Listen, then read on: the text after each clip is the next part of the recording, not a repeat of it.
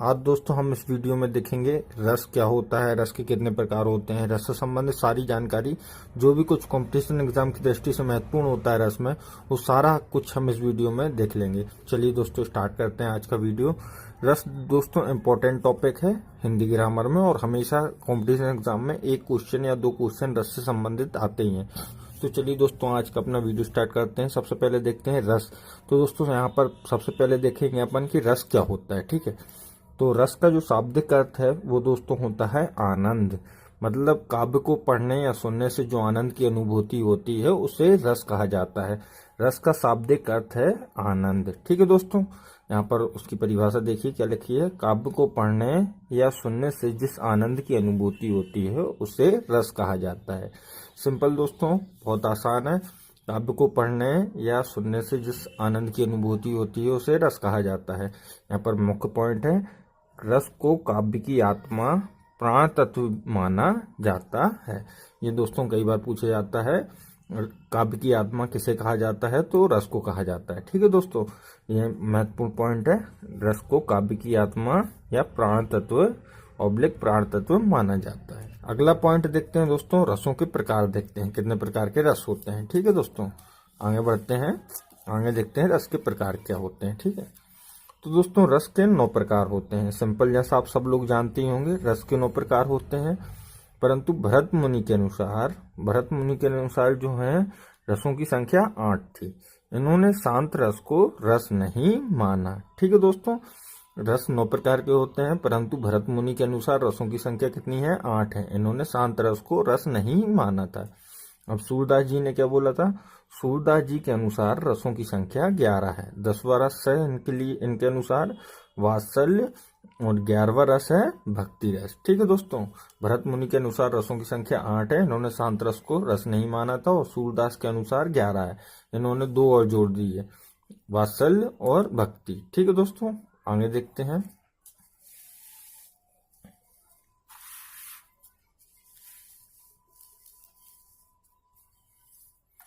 आगे देखते हैं दोस्तों रस के अवयव। इनकी संख्या दोस्तों होती है 4। रस के अवयव या तत्व जो होते हैं उनकी संख्या होती है 4। इसमें पहला है स्थायी भाव, दूसरा विभाव, तीसरा अनुभाव और चौथा संचारी भाव। तो दोस्तों इनको हम देख लेते हैं, ये भी कई बार पूछे जाते हैं। ठीक है दोस्तों, तो सबसे पहले देखते हैं स्थायी भाव क्या होता है। सबसे पहले देखते हैं स्थायी भाव क्या होता है। ठीक है दोस्तों जो भाव हमारे अंदर जन्म होते हैं उन्हें स्थायी भाव कहते हैं। स्थायी भाव का मतलब है प्रधान भाव। मतलब रस को पढ़ने से जो भाव हमारे अंदर जन्म होते हैं उनको स्थायी भाव कहते हैं। इनकी संख्या है 9। ठीक है दोस्तों, इनकी संख्या कितनी है? 9 है। आगे देखते हैं विभाव। विभाव क्या है दोस्तों? स्थायी भाव को जागृत करने वाला तत्व विभाव कहलाता है। विभाव 2 प्रकार के होते हैं, एक होता है आलंबन और दूसरा होता है उद्दीपन। ठीक है दोस्तों, स्थायी भाव को जागृत करने वाला तत्व विभाव कहलाता है। ये 2 प्रकार के होते हैं, एक आलंबन और दूसरा उद्दीपन। अब देखते हैं आगे आलंबन और उद्दीपन क्या होता है। जिस चीज के कारण स्थायी भाव उत्पन्न हो उसे आलंबन कहते हैं, जैसे नायक नायिका। ठीक है दोस्तों, उद्दीपन कैसे बोलते हैं? स्थायी भाव को तीव्र करने वाला तत्व जो है उद्दीपन कहलाता है। उदाहरण के लिए जैसे सौंदर्य। ठीक है दोस्तों, अब आगे देखते हैं। आगे है दोस्तों अनुभाव। ठीक है, तो मन के भाव को व्यक्त करने वाली शारीरिक चेष्टाएं अनुभाव कहलाती हैं। मन के भाव को व्यक्त करने वाली शारीरिक चेष्टाएं अनुभाव कहलाती हैं। उदाहरण के तौर पर देखिए जैसे आंख मारना, ठीक है, सांसें तेज होना, ये है अपनी अनुभाव। इनकी संख्या कुल है 8 है। ठीक है दोस्तों, अगला है संचारी भाव, IMP। दोस्तों बहुत बार पूछा जाता है ये संचारी भाव। ठीक है दोस्तों, तो जो भाव मन में थोड़े समय के लिए आते हैं उन्हें संचारी भाव कहते हैं। उदाहरण के तौर पर देखिए जैसे दोस्तों चिंता आदि। संचारी भाव की संख्या कितनी है? 33 है। ये मैं बता, संचारी भाव की संख्या कई बार पूछी जाती है, कितनी है? 33 है। आप याद रखिएगा। ठीक है दोस्तों, अब यहाँ पर अपन देख लेते हैं रस देख लेते हैं और उनका स्थायी भाव देख लेते हैं। ठीक है दोस्तों,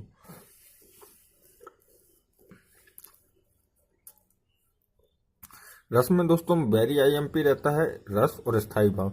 उसमें भी सबसे IMP है श्रृंगार रस। इसका स्थायी भाव हमेशा पूछा जाता है। तो दोस्तों यहाँ पर रस दिए हैं, यहाँ पर स्थायी भाव दिए हैं और कुछ अन्य होगा तो वो यहाँ पर दिया है। ठीक है, तो श्रृंगार का है रति और प्रेम स्थायी भाव। ठीक है, श्रृंगार रस के दो भाग होते हैं, एक संयोग होता है और एक वियोग होता है। ठीक है दोस्तों, दूसरा है हास्य रस, उसका स्थायी भाव है हास। तीसरा है करुणा रस, उसका स्थायी भाव है शोक। चौथा है वीर रस, उसका स्थायी भाव है उत्साह।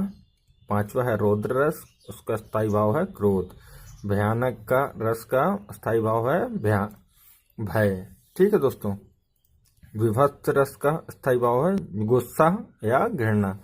अद्भुत रस का स्थायी भाव है विस्मय या आश्चर्य। ठीक है दोस्तों, शांत रस है, शांत रस का स्थायी भाव है निर्वेद। ये कई बार पूछा जाता है दोस्तों, आईएमपी है। जो आईएमपी है उन पर मैं आई का निशान लगा दे रहा हूँ, ये एक आईएमपी है। ठीक है दोस्तों, दूसरा ये विभत्स रस आईएमपी है। ठीक है, तीसरा ये शांत रस आईएमपी है। और वात्सल्य रस का स्थायी भाव है वात्सल्य या रीति। और भक्ति रस का स्थायी भाव होता है अनुराग। ठीक है दोस्तों, तो ये अपन ने स्थायी भाव देख लिए। अब सबसे महत्वपूर्ण पॉइंट और जो जिसके लिए आप इस वीडियो में आए हैं कि रस को पहचानने की ट्रिक क्या होती है। तो दोस्तों यहाँ पर मैंने आपको बताई है, सबसे पहले मैं बताता हूँ आपको रस को पहचानने की ट्रिक। तो सबसे पहला रस आता है अपना श्रृंगार रस। ठीक है, तो दोस्तों सबसे ज्यादा आईएमपी है और जो पूछा जाने वाला है वो है अपना श्रृंगार रस। तो ठीक है दोस्तों, इसको पहचानने की ट्रिक क्या है। अगर आपको पंक्ति में सौंदर्य, वन, प्रकृति का वर्णन, बसंत ऋतु, इनका अगर मिल जाता है, अगर आपको वर्णन कहीं पे, तो वहां पर श्रृंगार रस होता है। ठीक है दोस्तों, अब ये उदाहरण के जरिए अपन समझते हैं। यहाँ पर जैसे देखिए, दुख ही जीवन की कथा रही, क्या कहूँ आज जो नहीं कही। तो दोस्तों सीधा सिंपल यहाँ पर दुख आ गया, मतलब करुणा रस हो जाएगा, इसमें करुण रस हो जाएगा। ठीक है दोस्तों, तो इसमें सिंपल दोस्तों करुण रस हो जाएगा। अब ये अगला है, देखिए जैसे वीरों का कैसा हो वसंत, तो सीधा वीर आ गया तो वीर रस हो जाएगा। ठीक है दोस्तों, वीर रस हो जाएगा। उसके बाद राम जपूं राम जपूं राम जपूं बावरे, तो सीधा भक्ति रस हो जाएगा। राम भगवान की बात हो गई, मतलब भक्ति वाले बात हो गया। ठीक है, चौथा है इन दांतों पर मोती वारूं, मतलब छोटे बच्चों के दांत होते हैं मोती जैसे, बड़ों के तो दांत खराब ही हो जाते हैं, लेकिन छोटे बच्चों के दांत रहते हैं मोती वाले, तो उसका हो जाएगा वात्सल्य रस। ठीक है, जब छोटे बच्चों के दांत आते हैं तो वो मोती जैसे होते हैं, तो इसमें वात्सल्य यानी बच्चों की हो गई, बच्चों के बारे में वर्णन हो गया, तो ये वात्सल्य रस हो जाएगा। तो दोस्तों सिंपली जो मुख्य रहता है वो अपना श्रृंगार रस रहता है। श्रृंगार रस को पहचानने में बड़ी डिफिकल्टी आती है, क्योंकि संयोग श्रृंगार भी रहता है, वियोग श्रृंगार भी रहता है। तो वियोग श्रृंगार और दुख करुणा रस, इन दोनों में बहुत कंफ्यूजन होता है। तो दोस्तों सौंदर्य, वन, प्रकृति और बसंत ऋतु, इनका अगर वर्णन है तो वहां पर क्या रहता है, श्रृंगार रस रहता है। दोस्तों ये था रस से संबंधित वीडियो। अगर वीडियो अच्छा लगा हो तो प्लीज वीडियो को लाइक करना।